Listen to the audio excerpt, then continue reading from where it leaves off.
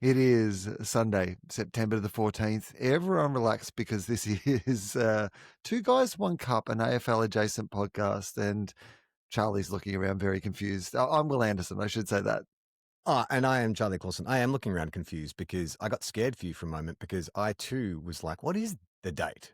But you got it. You nailed it. It's the 14th of September.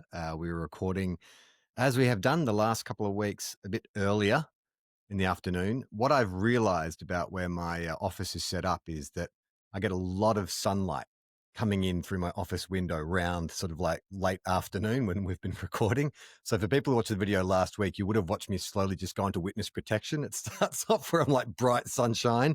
Then it gets very noirish as you get all these kind of like blind shadows across my face, and then it goes into black. So what I've done now is actually just rig up a whiteboard to block out the sunlight. But you can see behind me, see how hot? This is riveting stuff for anyone who's just listening to the podcast. Well, for anyone who watches the video, you would have seen in the last couple of weeks, it's looked more like, is it getting weird again, the volume? You've got that. No, the volume's not getting weird, but again. a third window has opened up that says it's Charlie Clausen trying to get in on the call. I don't know. Maybe that's why you've been so sus so far in this conversation is you're not you. And there's another you trying to get into the conversation right When did now. Two Guys, One Cup become M. Night Three Shyamalan? Guys, One Cup, but two of them are you. Who the fuck is this third Charlie Clausen that's popped? Can you see that? There's a third window that says Charlie Clausen. Hang on. Is it? All right, hang on. Can you not see that? Layout. That's no, so I've only weird. just got. I get you in full screen. I don't have a grid on. Oh yeah, Charlie Clausen's here. Yeah, but and also where is Charlie this? Clausen. And now I'm in the middle of a little Charlie Clausen sandwich on the screen. This is fun. But there is no Charlie Clausen. What is going on? Let's just ignore that. I'm going to go put you to full screen as well. I'm going to put the other Charlie Clausen to full screen and do the podcast with them.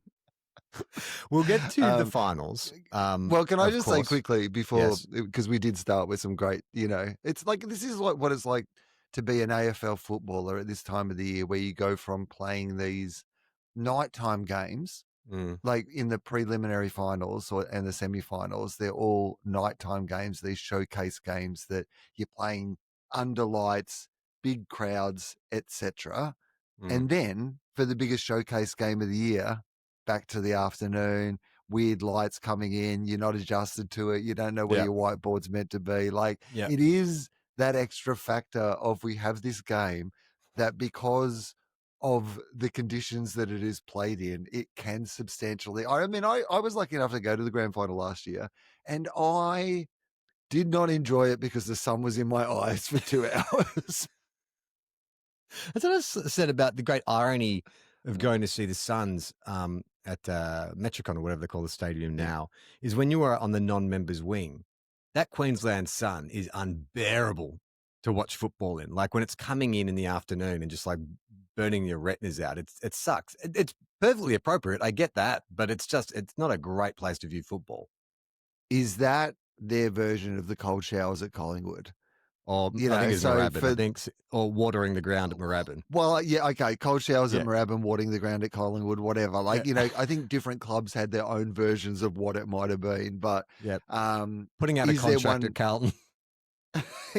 Do the Gold Coast Suns know that up at NG Stadium, that the majority of the fans that are going to be there for the big games are going to be in the opposition stands? Your Collingwood fans who've travelled or whatever it might be.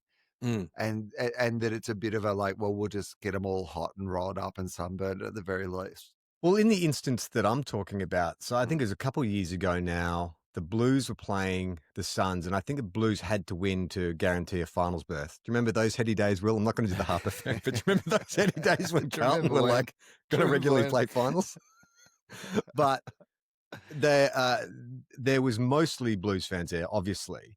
And it was that whole, I don't know if they still do it, but there's that cohort of Blues Brothers fans. Like there was at least 30 people in full like black suits with their hats and the glasses. I think there's more, I reckon. Yeah. I mean, I think you're going unders at 30. 30 minimum. It's a bad night with the Blues Brothers if only 30 have rocked up. Yeah, right. So they were there. The suits would have been unbearably uncomfortable, but the Ray-Bans, on the other hand, were like perfect. Perfect for watching football. Yeah, no, this is a good point, actually. It's the one time where your costumes come in very handy. Not a lot of times on a cold Carlton afternoon. Those rain bands have been anything other than make it impossible for you to actually watch the football in the rain. Now, I do want to talk about the two games that happened this weekend, but there's Yeah. another story that's been captured my imagination this week, and it Oh, is, okay. it's not. It's actually a nice little dovetail from Carlton to this club, which is the Essendon Football Club, Oh, yeah. and what is going on at that Mm. joint. So you've been following this whole thing about Zac Merrett having a meeting with Sam Mitchell, and now the discussion around, is his captaincy void? Does he even stay at the club anymore?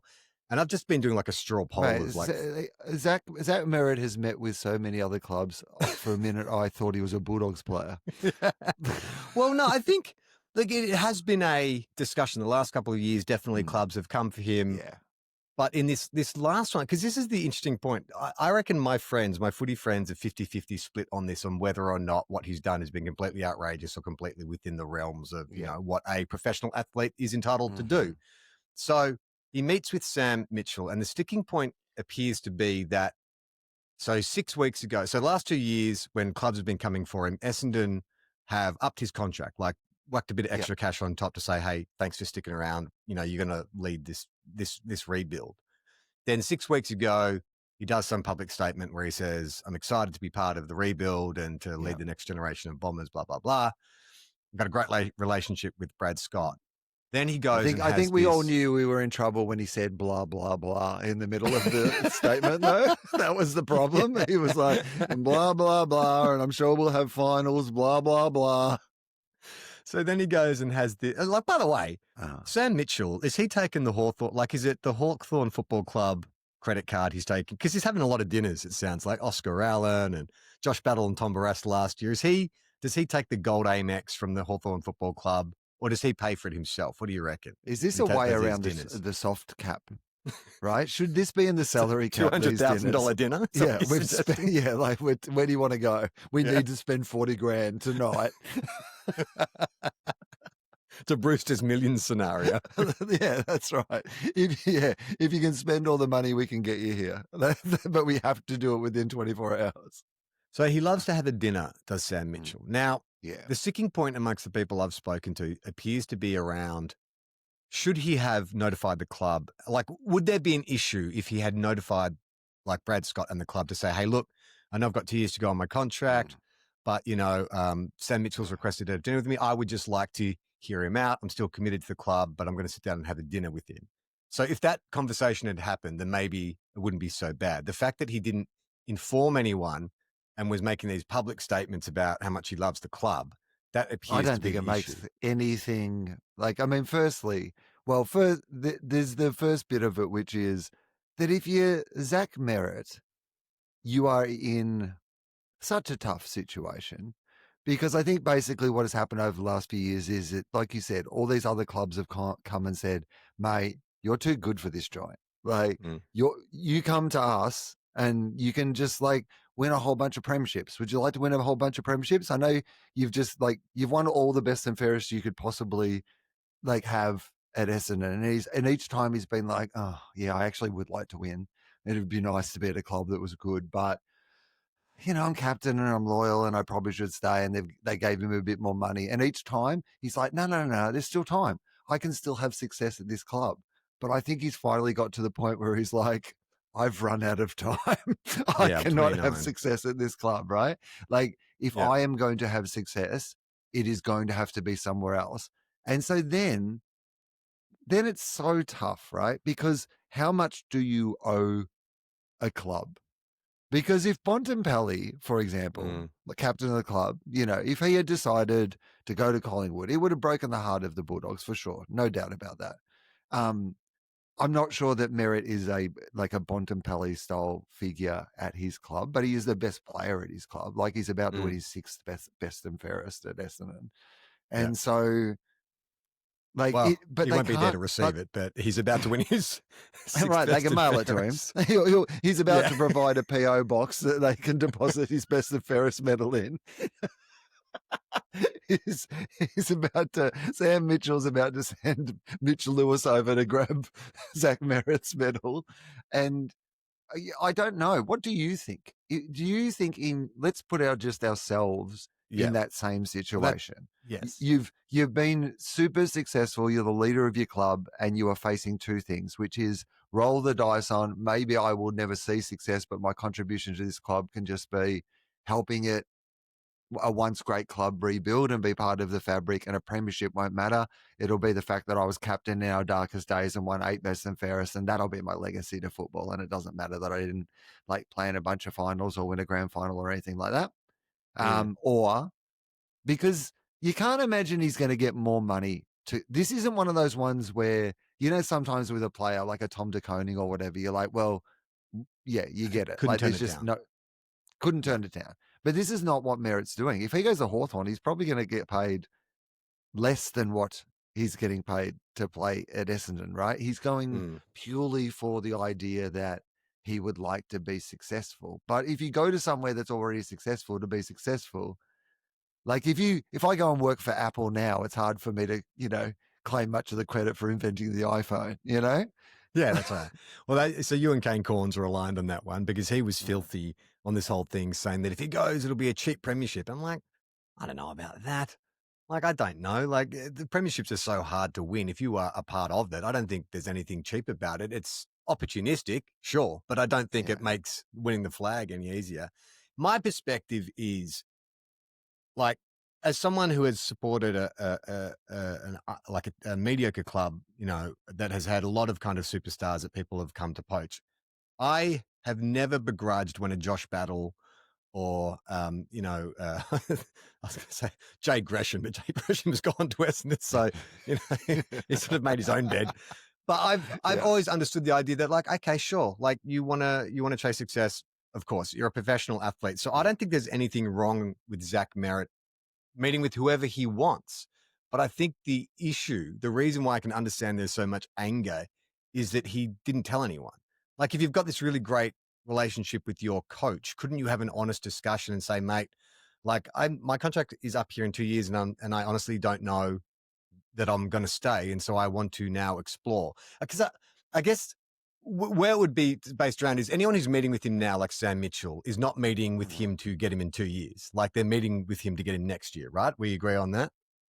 Well, the first thing I would say is even before that, which is that Sam Mitchell cannot have a private meeting, apparently. So you don't meet with Sam Mitchell, like, unless you know that it is going to get out. It is going to be on the public record that you had a meeting, because apparently he just doesn't give a shit if people find out stuff like that. So it is. It's very Hawthorn. Even the way he conducts his kind of potential headhunting meetings is so Hawthorn. It's like, I don't give a fuck. He'll come around and like date your wife at your kitchen table. He'll make you get out the candles. He'll eat your meal and then take your wife out for like a night on the town. Come eat your dinner and take your wife out. Yeah, and get you to pay for it. Put it on your credit card. Like, it is so bold. So I have to like pay 90% of my wife's salary. Now she's married to Sam Mitchell. It's ridiculous.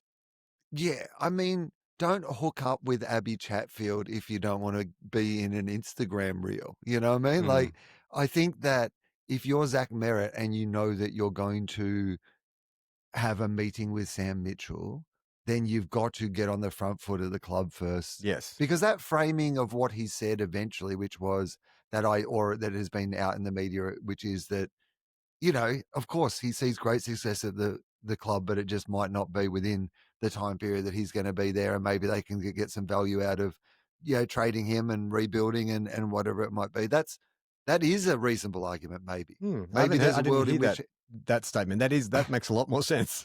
Right? Because that's a win-win kind of scenario, right? Like, you guys aren't going to be ready but to that's what I challenge in the mean. next You go 3 to or 4 Brad years. Scott and you say, hey, if you really think that me being here is the best thing for this club, then of course I'm the captain of the club and I'm committed to the club, and you pay me more money, I will stay. But is there a scenario then he goes off and which fakes his own death so he can get out of his contract? Have you seen who's playing for Hawthorn now? His name's Mac Zerrett. He's really good. He just goes and plays for Geelong, but he just calls Chris Brad, and he thinks he's still fulfilling his contract. Yeah, right. Some kind of overboard, selective amnesia situation. Just a big gaslighting event. And So, but if you said, yes, can you take me out into the market to a team that, like maybe Hawthorn has 3 or 4 players and some draft picks or whatever it Mhm. might be who are in a better age demographic, and you can, like, they might not be like a Warple, for example, might not be a Merit, but he might be, if you got like a Warple and a couple of others and some draft picks, like, you're like, okay, well, this is actually probably we're in a better position to build around and then draft some Mm. guns to go with like these, solid team we're putting together. Yeah. But do you think, like you say, he's I mean, their only also, there's another bit where you have to get all your best players to stop leaving. I guess there is that. yes. That's the other Yeah. problem, right? Yeah, well, that's what I've found most fascinating about all of this is like the fact that I think it was Mason Redman and Nick Martin came out and made statements. Like you never hear this where teammates come out and go, "Well, that's a bit shit. Like he's lost our trust. It's going to be a bit like the players never talk that openly. So that's how you know it's bad. Like Yeah. I don't see a way. I think he's got his foot half out the door. I think he has to keep going now because what is the benefit now of staying at Essendon? Like, he's not going to stay captain. I think that's pretty much decided, right?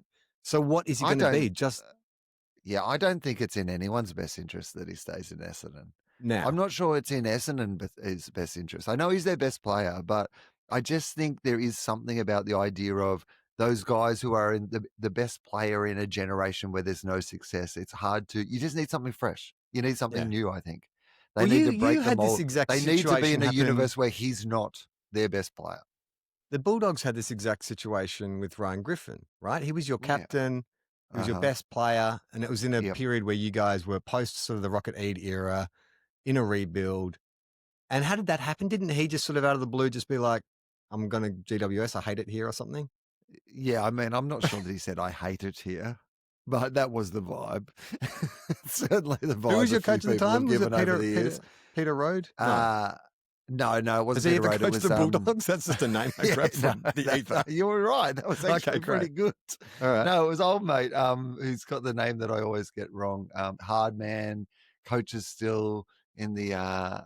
Oh God, no, why is his name You can't escaping me? remember the coach previous to Luke Oh, Beveridge. McCartney, Brendan Paul McCartney. Yes. McCartney, Brendan Paul McCartney. McCarthy, No. Paul McCartney, Paul Brendan. McCarthy, the comedian, an impressionist? No. Yes, that's right. No, Paul McCartney from the Beatles. It was not Paul, but the guy who replaced Paul in the Beatles when they Oh, yeah. faked his death. Yeah. Yeah, he was coach for a while. Now, what was his name? Brendan McCarthy? McCartney. McCarthy.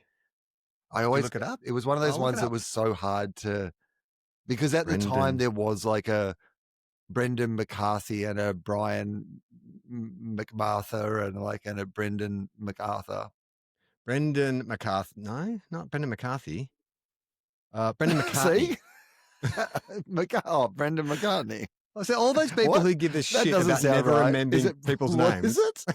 It's Brendan Brendan McCartney. McCartney. That Yeah, can't be right. Brendan McCartney will not Um, coach the Bulldogs in 2015. yeah, Says because he's not a real club president person. Peter You've Gordon, just made him 2014. up. Okay. No, Western Bulldogs reportedly not returning. Okay. Yeah, so it's Brendan McCartney. I'm looking at a picture of him Brendan and I'm like, I've never seen that McCartney. guy in my life. I met him a few times. Very nice man.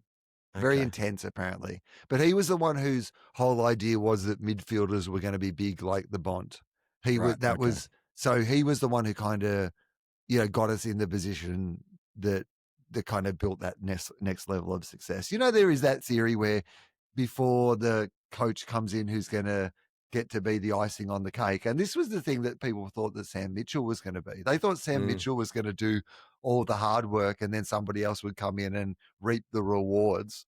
Like that quote that, Joey Montagna is never going to live down about them being in like, a 10-year rebuild or whatever it is that people requote every single time Hawthorn have any success. But they did like kind of, springboard into this era now where it's just like, oh, okay, you're already successful again. You didn't need to sack a coach who took you through the hard times to bring someone else to reap the rewards. Yeah. I mean, I much like I did with Blue Abroad this year, I immediately went to Essendon YouTube just to check out what the fans were saying. Oh yeah. Suffice to say, like, angry, really angry. I don't What think anyone If the Blues one's called Blue Abroad, what's the Essendon one There's called? a Suicide couple. Bomber? The only one I can remember is Don the Sash. Uh, Don the Sash. Don the Sash. Sounds like Yeah, a okay. gangster nickname from Goodfellas. Hey, it's Yeah, Johnny Two Hats and Don the Sash. That's right. Right. Stay away from that guy, Don the Sash. Now we should talk about some Yep. football. So All right. as we know, the prelims will be contested by the three best teams of the past 3 years and the best team of the past 40 years. So that's great. That's great for people who love an underdog story. Well, and I think statistically, the one that's flying about at the moment is that they are the four most successful teams of The modern the era. post 2000 era. Yeah. So basically, and so it's the big four. Like the only other one that can is Sydney's the other one that can kind of be considered in that conversation. But these are basically this is it. These are the franchise teams. These are the big four accounting firms. These are the banks. Yeah. These are the this is just it's in this for the season. It's not a grand final for neutrals. It's not a final series for neutrals at all. No, and there's no underdog. The underdogs are all gone. So that's what I wanted to put forward to you. This is what we can Yeah. discuss. You're right. There's no underdog. So let's look at each team that are contesting and work out what the story is, the appealing story is to us, and then we can rank who we're going to go for based on. Oh, that's good. Yeah, that's the good. most interesting Because I don't know storyline. instinctively what I think. Yeah, okay. This is good. I like this. Yeah. Okay. So we'll All right, start who do with you want to do first? the Pies in Brisbane. Okay. So the interesting storyline, I think, with the Pies is like they're so fucking old. They are so old, right. and they've loaded up. Like, this will be either the last tilt they'll have it, or at least close to the last tilt. So you know that they're going all in. There's talks about like Jamie Elliott maybe going to the Gold Coast next year and stuff. So it sort of feels like there's a bit of a last dance vibe about Collingwood. Yeah, well, I think. Of course, Jamie Elliott's going to the Gold Coast. He's retiring. This is how old most of the team is. They're all going to go up there. It's going to be a little retirement home. Yeah, they're putting a little cocoon situation together. Scott Pendlebury's licensed the cocoon technology, and they're going to have a little Gold Coast health and wellness resort. So, yeah, no, this is your old timers' last roll of the dice. The great club with this great generation of players, some of which will go on and get, but we're never going to see kind of this again. They've gone in it. Can experience triumph over youth is the story of the Collingwood Football Club. The team that was the best team in the competition a couple of years ago is back being maybe the best team, or at least in the conversation of the best teams in the competition again. It's the restoration of the natural order. It doesn't quite have the charm that it had the first time, because the first time we were captivated by this new Collingwood. Yep. They still have many of the same characters. We've just become a little more immune to their charms. We've become world weary with their success. Well, what have we become? I was going so well until then. I was on a real roll, but I don't know that you were. But yes, we're all getting a bit well weary of the Craig McRae shtick, though. Do you think it is still working? Is the Craig McRae shtick still working? The Ted Lasso kind of positivity, like that win last much week. like a Ted Lasso, it has got less and less appealing as the seasons have gone on. I think it's still there, it's still charming, but it's not as charming as it was originally, right? Okay, and then there's a nice little subplot with the Pies as well, with Bobby Hill, which is like, does he come back? Norm Smith medalist from a couple of years ago. Not last year. Sorry, 2 years. Not last year. It'd be weird if you won it last year. Controversial choice. So does he come back in? So there's some interest there. Like if they make it to a grand final, like you sort of go, oh, do they roll the dice on this talented? But obviously, there's this kid who's had some troubles this year. Great story. Mason Cox, who looked like he wasn't going to play again, suddenly back in the team and important to there. You got Jordan De Goey, who was like floating around all season looking like he wasn't actually going to play, but now he's suddenly looks like the match winner that they knew he was the entire time. Darcy Moore's been in and out of form, but seems to be finding it at the right time. Nick Dacos is probably going to win the Brownlow. And best player in the comp. Yeah. So, I mean, And would There's a you also compelling say case, and for most of the season, they were the best team in the competition. Regardless of Adelaide finishing first on the ladder, Collingwood were for most of the season, it felt like the best team in it. and would you also say pound for pound, probably not as talented as the other teams left? Like, I think you look at the other teams and they're a bit younger, a bit more X factor. You know what you're going to get with Collingwood. And I think a lot of it Yeah. rides on emotion and that supporter base and all of that kind of stuff. So there is a bit of an underdog element, which is like, they're the Rocky of this. They don't have as much skill as the others, but they just get by on grit and determination and side by side and backs the wall and all that kind of junk. I mean, I think that Collingwood handled the whole Isaac Rankin thing pretty well, as well as you could. And Adelaide became the villain. Suddenly we had empathy and sympathy for Collingwood. Like it No, wasn't something that's we how were bad particularly. things went for I know, Adelaide this final that's series. really You did. made people like Collingwood. You made us you feel fucked up. okay about Collingwood. Collingwood might be my underdog coming into this final season, and it's mostly on you, Adelaide. You know what I think Adelaide need to do over this summer? Oh yeah, go on a camp.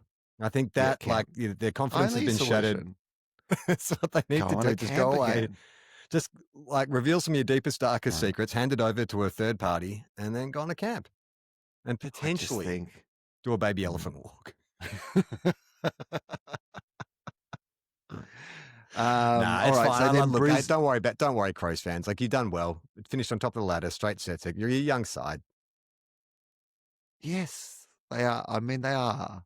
It's just wow. That Rankin thing the booing in that first final just really tainted everything. Yeah, no one was going for you after that. I'm sorry. Yeah, it's going to take a summer for us to forget about that, I think. I would love to feel more, because I was like fine with Adelaide being successful until I was immediately reminded of why I am not fine with Adelaide being successful. All right, let's talk about the Pies' opponents, Brisbane. So Brisbane, good storyline here. They're the Muppet Show, team full of weirdos and freaks, but a lot of those freaks and weirdos are out on the sideline, including their best player, Lachie Neale, who I read today. It was a funny quote where he said he's 50-50 to come back for the grand final if they make it. But if you ask the doctors, they say he's a 1% chance. So it's a bit like that Anchorman quote, like 70% of the time it works all the time. Yeah, or a bit more like the Dumb or Dumber. So you're telling me there's a chance. I think Lachie Neale's rolled into that one. But he did a Rub interview. I heard him on the Rub, and he was doing it from the hyperbaric chamber. So he really? Yeah. He That's was so in funny. chamber doing his interview. And so he must hope that he can obviously not make, I don't think play this week, but if they make the grand final, that he might be available for selection. I don't know. Those calves are pretty nasty. But so Brisbane, chance to go back to back. What I like about their storyline is they're probably the team that have got the biggest hill to climb. They're probably, if you had to pick an underdog, just because based on injuries, toughest draw, heaps of injuries, the quality coming of the players into the season without their best finals player, there's and now their best player. But on that point, Will Ashcroft last night apart from last year's Norm Smith, that's the game that I'm like, oh, holy shit, like this kid can do it all. Like, he's such a good footballer. And that mullet, it's so good to see it in full flight. Like, I think, because when you see that mullet stationary, it doesn't quite work. But then what you can see, what he can do with the mullet, it makes so much sense. It felt like one of those performances where we speak so much about Rowell and Anderson, but then in that next generation, they speak about, Harley Reid or like whoever else it might be that like are the young guns that they talk about. I think there is, because he plays in Brisbane, we do forget a little bit about Ashcroft. To see him not just take on those midfielders, but to like dominate them. That was one of those like, no, I belong at this level, and I'm going to show you how good I am at playing in finals. Yeah, like he's got a bit of that Jason Horn-Francis kind of explosiveness, doesn't he? Where it's like, he can do it on the inside and the outside. He's hard to tackle, big and strong, and he's and he feels like he's getting more aggressive. Yeah, with his Like, like originally you used to get the ball a lot, but he had a bit of that Bailey Smith thing where suddenly you wouldn't necessarily hurt people with the ball. Whereas Mm, like now you can see him like really looking forward with the like mm. handballs and play. It was really good to watch. I was very impressed by him. It felt like a big statement game too, in the sense that, yeah, our best midfielder is out, so someone's gonna have to Yeah. step up. So him and McCluggage, right? No, Dunkley Yeah. with his Yeah. 18 Yeah. tackles. Well, McCluggage was like had the most possessions. He had a great game after being tagged out of it last week, which was great. Yeah. And yeah, Dunkley, oh my God, like a record for finals tackles. Like Rowell still, I thought played okay, like, Mm. played pretty well, but like Dunkley just was every time he got the ball, just there, just shutting him down. Yeah, holding on to him most of the time. Yeah. Like, I mean, tackling him yeah, even when he yeah, didn't have the ball. literally shutting him down. Yes, that's Yeah. right. Yeah. Yeah. Yeah. 18 legal tackles, about 75 tackles. Yeah. Bit disappointing to see that the Suns couldn't sustain it. Like, they just look so hot. It's that classic example of, in the first week of finals, the top 4 team that loses, you always kind of like write them off, and the team that wins the qualifying final, you're always like, oh, they've got, and it just showed like they look completely out of their depth, experience wise, body type. Like they just look like boys playing against a very hardened kind of finals team. Yeah, they're one of those teams still where they need a lot of their players to play absolutely out of their skins to like Hmm. because they've got some good players at the heart of what they're doing, but then they need some other ones to really have like one of the best games of their career for things to go right. Whereas Brisbane have that. I mean, they have that same X factor, but like I think they're more in control of it now. Like someone like Cam Yeah. Rayner, Yes. has more awareness of the weapons that he has now. How Like come you just the can't tackle idea that Cam like Rayner? people they can't tackle him. He's Like it's impossible to crazy. tackle. Like players would tackle him, and the tackle would stick for like a second or two, and then he just would turn or shift his hips, and then they go flying. It was so crazy to watch. He has the lowest center of gravity I've ever seen of anyone who's like he's like one of those like Weebles wobble but they don't fall down, like Yeah. one of those like children's toys that are weighted at the bottom because he just has this capacity to do this like little shimmy towards the ground and just shake off anyone who's trying to tackle him and then just get on with his business. Yeah, he's like a kid, like a dad at a kid's party where all the kids like Mm. pile on the dad, Oh, and the dad's yeah. just walking Yeah, around that's with like right. Yeah, 5 he's kids like, "I'm hanging a off him. giant," and they're all hanging Yeah. off me, and he's just, like, just shaking them off all over the joint. Yeah.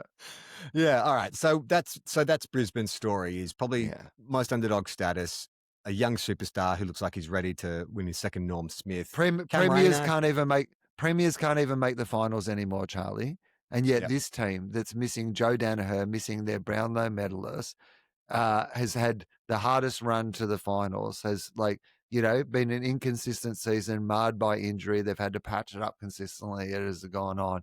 And yet, despite that, they're just one game away for being able to go to the grand final and, defend their title and go back to back, a thing that we just don't see that often in the modern game. Like, this is a team, this Brisbane team, that's been in the preliminary finals, I think 5 out of the last 6 years.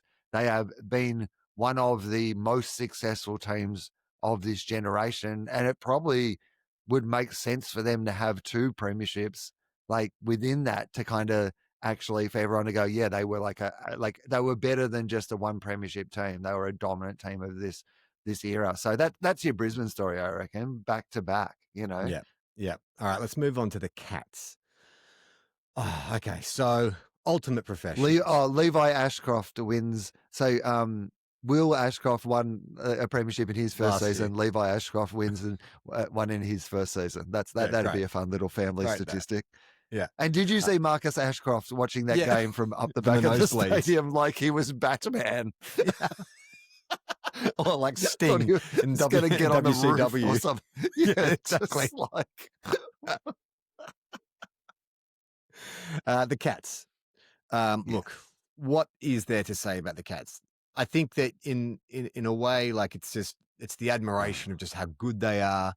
yes. This is what their 15th prelim in 19 seasons or some insane stat, something like that. I guess the Bailey Smith angle is potentially It's been a big storyline this season. Yeah, particularly is like he just can't seem to stay out of the headlines. No, and sometimes for reasons that you have a lot of empathy or sympathy for Bailey, and then sometimes not as much. Yeah, he makes his own bed for sure. The Jeremy Cameron thing is not going to get to 100 goals, so I don't think that that's as much of a storyline. But I do think if you're a footy purist, maybe there is something around the idea of, oh, this will really frank Chris Scott's credentials as the greatest Yes. modern coach. It'll be his third flag in however many years. He hasn't done the kind of sequentials premierships like Dimmer or Clarko, but I think it definitely puts him in the conversation when you add up the Yeah. finals appearance and Just stuff that he's the best sustained modern coach. success. Yeah. Consistent, sustained success, and with with his own method. Yeah. Like, you can't doubt that there is a Geelong way, and the Geelong way is a playbook that other teams now even look at in their recruiting and how they're putting together their teams and Yeah. their lists. Give Like, people they have property and businesses off the books. Yeah. Supplement their income in a way that the AFL and the tax department cannot track.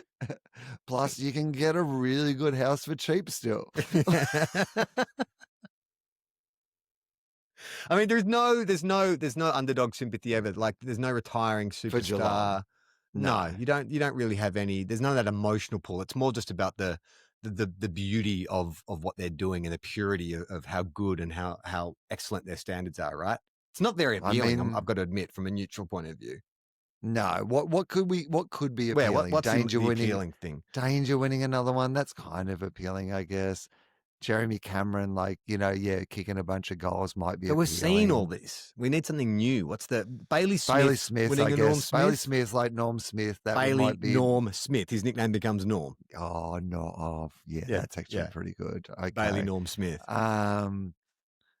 Chris Scott doing one of his Chris Scott earlier in the season. Remember when Bailey did something or other, and Chris Scott was talked about how comedians can't say things anymore without getting cancelled. I'm like, that's a victory for free speech. Maybe you'll get you'll use the opportunity on Mike in the grand final to just drop 5 minutes from his raw comedy set or something. I don't know. What about this? This requires on a specific events happening, but what if Chris Scott falls ill grand final week? They make the grand final. He falls ill, hospitalized. Yeah. Brad Scott has to come in and coach for a week. His brother, who's at the opposite spectrum of his footy experience at a lowly club. Geelong, it's the ultimate test. It's the ultimate test of whether twins. Brad Scott's any good or not, right? Because here is this perennially successful club. You kind of look like you do. They should do that. They should do a Parent Trap. This should be the Amazon series. Yeah. Amazon should convince Chris and Brad in the off season, because Essendon, let's say, okay, this is the only scenario in which it could happen, right? Which is Geelong win the premiership. Chris Scott's like, what else do I have to prove? I've clearly proved that I'm the best coach of this modern era. What could I do?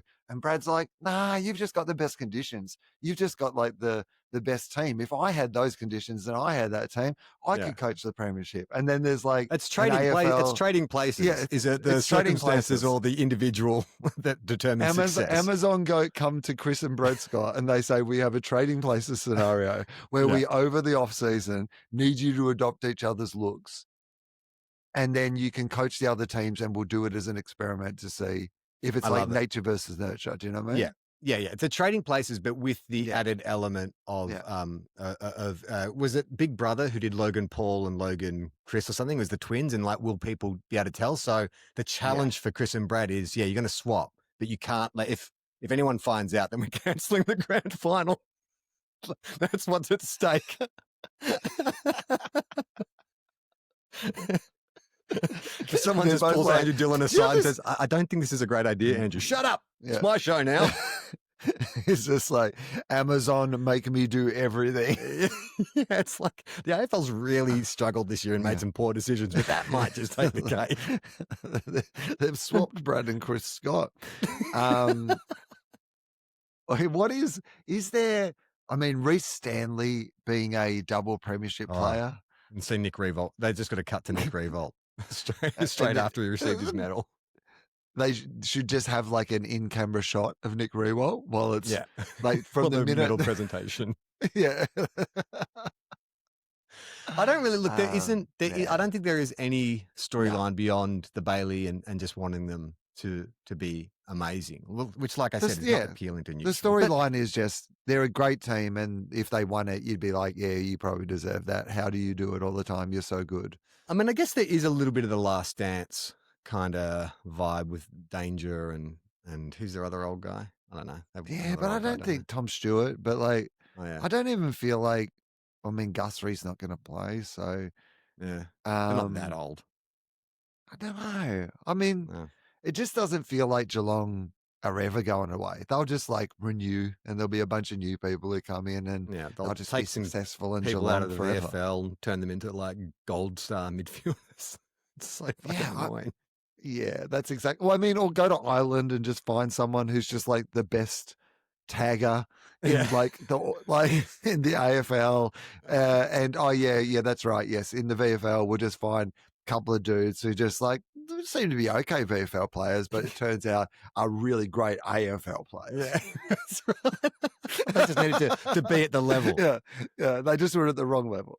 All right. Okay, let's finally turn our attention to the Mm. Hawks. Now, Boo. yeah, I get that. And Yeah, boy, the way they started that game with such arrogance, like arrogant. it's hard to watch people just like run around and kicking a ball and mark a ball and stuff, but to Yeah, get like attitude from it, but it just was so arrogant. Like you could just see it. It was just they just yeah. reek of confidence and let's just try this and we're just going to surge the ball forward and we're just going to fucking bully the opposition. And that's exactly what happened. Adelaide just did not seem in the game at all. And look, I don't know. I feel like I'm the first person to say this, but that John Newcomb is built for finals. Mate, what has he played now? 4 finals and 4 best on grounds? Yeah. Like, there is you watch him play during the regular season and you are like, he is a very good footballer. Yeah. But in the finals, he becomes something else. I remember that Bulldogs final last year. He just ripped the heart out of us. And we're meant to have a very good midfield, but he just embarrassed us that night. He was just so, and he's not like he was a mid-season draft, right? Rookie Yep. draft. And he I'm sure Mark Howard just, has some nickname for him based on the town he's from. I can't remember what it is, but it's like, the Morty Alec Mauler or something like that. yeah. And I've met him and he is, it's fair to say, like just a pretty just simple, nice, straight ahead guy, you know? Yep.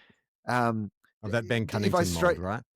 yeah, if I strayed too far off the, straight ahead comedic line, he immediately was like, "No, I'm not here for any of Corrected this you. nonsense." He put you back on track. He said, you'll just need to be nudged back on that track there, mate, because we are just here's where we're going, straight down this track and only down this track. But what a Okay, footballer! I've got the storyline for you, and Yeah, it's what is 2 it? words: Jack Gunston. Like Uh, this is a story I think even people who hate Hawthorn can get behind. yeah, I mean, it's like incredible. it's an incredible story. He wasn't even in the team. Like he was Yeah. meant to. They kept him as kind of like you could be a good mentor, set standards around the club. He's finished Well, the season he's an All setting some Australian. standards. Like it's Like he just set some crazy, real good right? standards. And it's you know what the weirdest thing about it is? I think it feels like he's setting the right standards because every time you hear somebody asked about him, they all seem to say a version of the same thing, which is, well, he came back with this attitude of like, I'm going to help everybody else. And in return, it's just led to him having the best season he's ever had. And isn't that an incredible thing about just that change of mindset of Yeah. I'm going to think about this just from a purely team perspective, and then suddenly he's just on fire, having the best season he's ever had. But only at Hawthorn, right? If At that was the Hawthorn, yeah, of Bulldogs or course. the Fucking Saints, Hawthorn. God, no, that's that right. We veteran pay him sticks $3 around. million and They he'd do do their his they knee do their in round ACL one. Yeah, round 4, right. and then the club can't afford to pay them, so they get ripped off. Yeah, Like it's that's just right. it's only at Hawthorn that you fail upwards. Like it's insane. Yes. Oh, no, I couldn't agree more. I'm not happy for any of this, but you're right. It's a great story. Jack Ginnivan's a great story. The Yes, Wizard's a great story. I think and that they'll be exciting. Marbiol Mabior, Chol is a good the story. Charles Royce, as they're calling him now. Have you heard that? I believe he's a good story. Like if you Yes. look at that team, you look at the fact that they lost their best player. Like, you look at teams, if Adelaide couldn't do it without their best player, Hawthorn have had to face losing good players during the season. They have been able to replace them. They have not played a debutant. The only people who've played for Hawthorn this season have been people who already had played for Hawthorn or recruits that had recruited in to play for their club. They are a ruthless. This is even when we thought Hawthorn couldn't be even more Hawthorn, they have gone to a new level of Hawthorn. Do you know what I mean? Crazy. Yeah. I mean, I think the only shame about this is that it's not a Geelong Hawthorn grand final, because they'll get almost 100,000 to this prelim, and it would have been amazing to sort of see and just think about the narrative around, it's 89 revisited and blah blah blah. Yeah, but I think this is where Hawthorn, too soon, Hawthorn, too soon. You know what? Play a great preliminary final against Geelong and lose, right? That's a good game. That's what I would like to see, Okay. So that's your storyline, is love Jack Gunston, love all those players, hope they lose. I hope they lose. It's too soon. I know all these other teams are also super successful, but there's just something about... It's the hawkball of it all. It's the Hollywood Hawks. It's just and also it's a very Australian thing too, because culturally we are so anti, people sort of being braggadocious and also being able to back it up. We the classic example is the Mark Taylor of it all. We like a humble, unathletic looking hero, but they're not that. They're good looking. They got swag, even their old hack is a fucking looking amazing in an all Australian. It's everything. You're right. It's just, they've taken Hawthorn to a new level. It must be so amazing to be one of their supporters. I can't comprehend what having that degree of faith and just joy in following football must be like. The play when they cut to the crowd in Adelaide. Yeah, those fans were just they're on cloud nine, but it also wasn't surprising to them. It's just oh yeah, this is we're back in our natural element. I know, but does that make you a good person? I think maybe it ruins you. That Do they give a shit? No. Like a rich kid who's never known what it's like to work a hard day in their life or whatever it might be. I just think you're talking about the fans specifically. The fans. It's ruined the fans, and it's ruined. I know, it's not the fans' fault. They've just they barrack for a team that is too successful, but it has absolutely turned each and every single one of them into terrible people. All right. Before we go, I want to apologize to all the listeners out there. I complained about not receiving any mail. It wasn't just this podcast, TOEFOP as well. It's the mailbag's been very empty, but I got to the bottom of the problem. The website, there was an issue with the website, and so we haven't been getting our mail. So we actually do have quite a bit of mail that's been backlogged. So I apologize to anyone who sent mail over the past month or so that we haven't got to. You did float the concept at the time that perhaps there had been some sort of some issue. I think the mail service that I refused to pay for, the trial period ended, and so when they asked me to pony up, I said no. And therefore, that's what happened at Essendon as well. So that was their problem. Brad Scott was only on a trial. So we're just going to whip through these, and so these are going back about a month or so. This first one is from Jack, and speaking of Brad Scott. Jack wrote into us much earlier than this email about seeing Brad Scott at Bunnings. It was a very funny email talking about seeing Brad Scott the day after they'd been belted. The Bombers had been belted by 63 points. He's followed up by saying, "Hey, I'm writing in again. I'm well aware that you never read my first email, despite you saying on air, 'Oh no, we have no letters this week.' That's awkward for me. But just in case you decide to change your minds and deem this to be content worthy, here's an update. I've seen Brad Scott again. This time, he absolutely nailed a reverse parallel park. He did it in one attempt. Didn't even need to do the whole inch forward and back out once, and back out again once he got the car between the two other cars. He just went for it, straight in, put it in gear, bang, poetry in motion." Yeah. There is a slight chance this wasn't Brad Scott. It might just be my brain desperately trying hard to make a generic-looking man in his 40s with brown hair fit the bill as an excuse to get back in touch, but it was near the same place. Anyway, got me thinking about which current AFL coach would be the best driver. I'm thinking Bathurst 1000 type driving.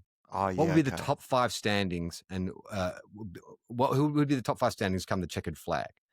Okay. Well, because I was Drivers. gonna say, I quite like the idea of who would be the best parallel parker, honestly, Right. Well, why don't we is do parallel parker? That's more that I like because that. I just like the idea that we could do that. Like, maybe Yeah. grand final day, we just set Instead of up, the sprint? you know, we get a yeah, right? We get a couple of those sponsors cars on that you've been driving everybody around, at the start of honoring all the heroes in the back of the cars, and then you get all the non-competing coaches. And you know what? If the competing coaches want to come out and give it a go, they can. But I mean, obviously, they got other things on their mind on the day. Yeah. But like, You'll you be get the busy. other six, you get the other 16 coaches, and they all come out and they all get in there, and you like, can you imagine up on the big screen? Like, Mm. you got that spider cam over the top, like filming like all these as they I mean, can you imagine the tension? 100,000 people as each of the coaches tries to do a parallel park. And we get it, we leave it reasonably tight. You know what I mean? Who would be Yes. best? Who would be worst? Well, I think Ross Lyon doesn't drive.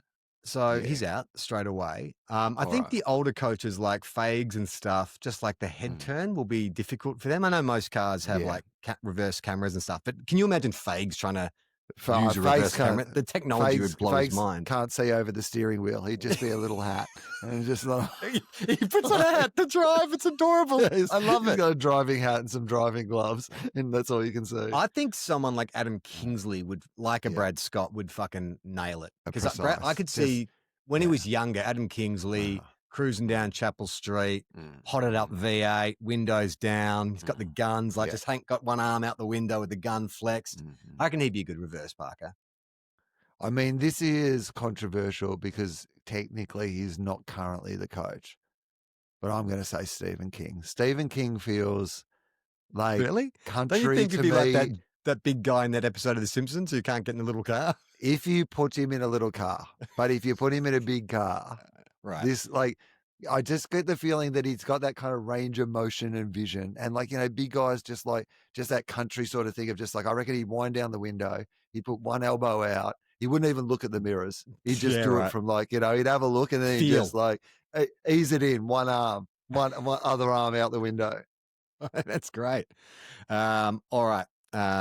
This person has a question about. Did you notice Kai Lohman had cut his hair? In the Uh, in, I thought that he might have, but they didn't say anything about it in the commentary. So, yeah, he basically he completely cut his hair, and we've got someone here who wants to know what we think of his haircut. Does he lose any of his appeal? I must admit, he's not as noticeable. Like that, he perfected that kind of I know he's a Brisbane player, but he perfected that Gold yeah. Coast Queensland look. Mhm. I did sort of say in a text to you and Spence last night, he looked like he was trying to pass a drug test. Like he's Yeah, literally gone totally. Yeah. very, very short. It did There is make no me, hair on my entire body. No, yeah, no, I just made a mistake cutting it. yeah, Yeah, right. yeah, And sure, also mate. all my pubes and also the hair around my nipples. It's all gone. I So, slipped. so what are we thinking with like, does a player, so it would be like if Will Ashcroft suddenly shaved his head, Mhm. right? I've just sort of Yeah. commented on how amazing his mullet is. It's like, he could still play good football, but that was the element that I think made you more interesting. I guess the flip Mhm. side of that is, Jack Ginnivan had flashy hair and then has gone very sensible and he's gotten better as a footballer. So I thought that initially, I'm exactly like you. I found it harder to identify him, but he played well. Like, certainly didn't stop him from like playing good football. I thought he like played a really good game. So, he's got a blank canvas now. I mm, like the idea of him starting again. I'm not saying I didn't like the old look. I did. I liked it.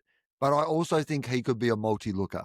He doesn't need to get locked in and stuck with that sort of Warwick Kappa style hair for his entire like AFL career. He's like now shaved it all off. He's got an opportunity to start again. I'm very excited to see what we're going to be dealing with next season. When he's had a whole preseason. Yeah, this is what you want to see with the haircut at this time of the year. You get into the barbers early, you get the haircut done, you shave it back so you can get into growing your hair back and finding your new style as early as possible. that question was from Ash, by the way. I don't think I mentioned who sent Thanks, that in. Ash. This last one, this goes back to July, but I thought it was worth bringing up because you have mentioned this a couple of times about the demons and Mm. what has happened. This is from Stuart, who wants to talk about the Faustian bargain that he thinks the D's entered into. So he sent this after that NAS game. I'm a Melbourne supporter, and after sitting through that remarkable comeback, it's confirmed in my mind that Melbourne made some kind of devil's bargain with the Demon Overlords to win the premiership in 21. To win that premiership, this is what I believe they've agreed to. So I'm going to have to take a sip of water. The premiership would be won, but not played on the MCG in front of their long-suffering supporters. Yep, tick. The team would look like starting a dynasty to rival the successes of the 50s and 60s after winning the first 10 games of 2022. I forgot about that.